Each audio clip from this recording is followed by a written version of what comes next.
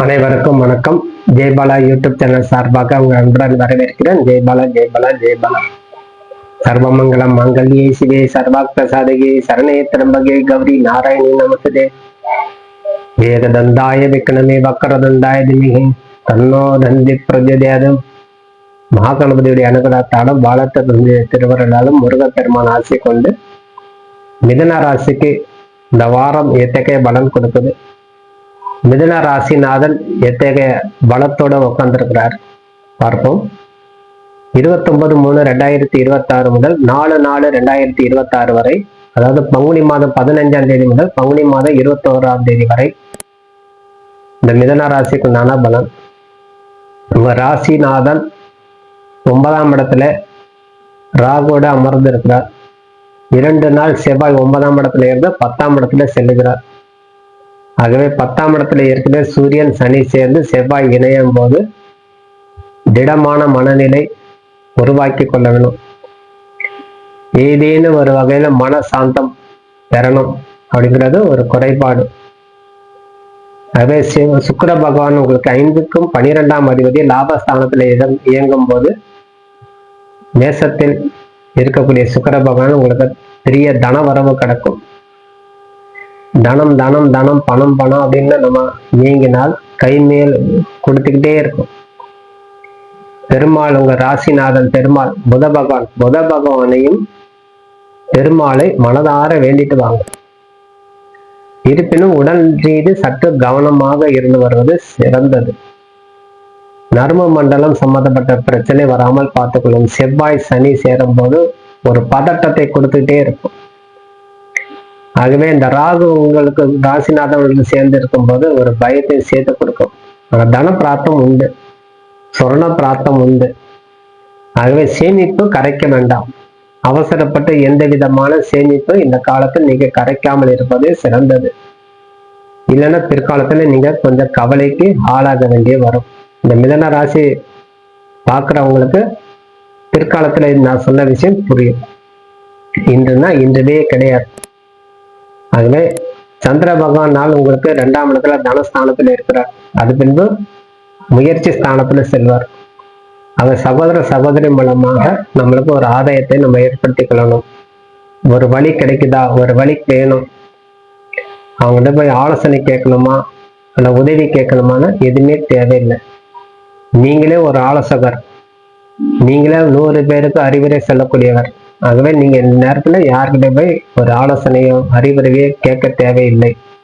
அந்த ஆலோசனை கேட்கலாம், அறிவுரை கேட்கலாம். எதுக்கு அந்த மனம் கொடுக்குது அப்படின்னா, இந்த ராகு புதன் சேர்ந்து இருப்பதும் கேது பகவான் 3ஆம் இடத்துல இருப்பதால் சந்திர பகவான் அதிலே போடும்போது ஒரு மனக்குழப்பத்தை கொடுப்பார். நம்ம செய்யறது சரியா, நான் இந்த கம்பெனி வைக்கணும், இந்த கம்பெனில வேலை போனா நீங்க செய்யக்கூடிய விஷயத்துக்கு அடுத்தவன்ட்ட ஏன் கேட்கணும்?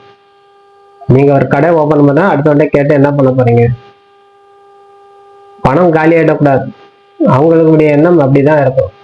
நம்மகிட்ட கேட்டுருவானா அப்படிங்கிறக்காண்டி என்ன சொல்லுவாங்க, அவசரம் வேண்டாம், நிதானமா முடிவு பண்ணிக்கோ அடுத்துல ஏதேனும் ஒரு வகையில தடங்கள் ஏற்படுத்தக்கூடிய வாய்ப்பு கொடுக்கும். ஆகவே உங்க மனம் என்ன சொல்லுதோ அது பிரகாரம் நீங்க செயலாற்றுவதே சிறந்தது. 10ஆம் இடத்துல செவ்வாய் சூரியன் சனி சேர்ந்திருப்பதால் தொழில் விருத்தி அடையும், தொழில் மேன்மை பெறும், புதிய ஒப்பந்தங்கள் உருவாகும், புதிய கடை வைக்கலாம். ஒரு மெக்கானிக் லெவல்ல இருக்கவங்களுக்குலாம் நல்ல ஒரு வருவாய் கிடைக்கக்கூடிய தன்மை. நான் ஒரு கார் மெக்கானிக், மெக்கானிக் ஷெட் வைக்கிறேன், ஒரு 2 வீலர் மெக்கானிக் ஒரு கடை வச்சு வைக்கிறான்னு தாராளமா வைக்கலாம்.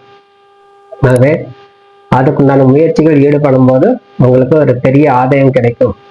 ஆகவே எதுவே நண்பரோ உறவினரோ அவர்கிட்ட போய் நீங்க ஆலோசனை கேட்காமல் இருப்பதே சிறந்தது. நீங்க முடிவு பண்ணியாச்சு, நான் ஒரு கடை வைக்க போறேன், எந்த கடைனாலும் வச்சுங்க. ஒரு மெக்கானிக் கடையா இருந்தாலும் சரி, ஒரு ஷாப்பிங் கடையா இருந்தாலும் சரி, ஒரு மளிகை கடையா இருந்தாலும் சரி, ஒரு ஸ்வீட் கடையா இருந்தாலும் சரி, திறப்பு விழாக்கு மட்டும் கூப்பிடுங்க, கடை வச்சிருக்கேன் வாங்க அப்படின்னு. ஆகவே இதனால நீங்க சரியான முறையில இயங்கினாலே உங்க ஜாதகம் சரியான முறையில இயங்கும். ஆகவே இந்த காலத்துல ஒரு பயம் இல்லாமல் நீங்க செயல்படுவீங்க. தைரியம் உங்களுக்கு ஜாஸ்தி. அந்த தைரியத்தோட இருக்கக்கூடிய காலம் அப்படின்னு வந்தாலே நீங்க ஒரு மிருகசீஷ நட்சத்திரக்காரர்களாக இருந்தால் அதுக்கு அடுத்த திருவாதிரை நட்சத்திரத்தை அன்றைக்கு போய் சிவபெருமானை வழிபாடு செய்யுங்க. சுவாதி நட்சத்திரத்தை போய் நரசிம்மரை வழிபாடு செய்யுங்க. சதை நட்சத்திரத்தை போய் ராகு பகவான் சம்பந்தப்பட்ட கருமாரியம்மன் பன்னாரியம்மன் போய் வழிபாடு செய்யுங்க. உங்களுக்கு கைமேல் பலம் கொடுத்து அந்த மிருகசீஷ நட்சத்திரக்காரர்களுக்கு.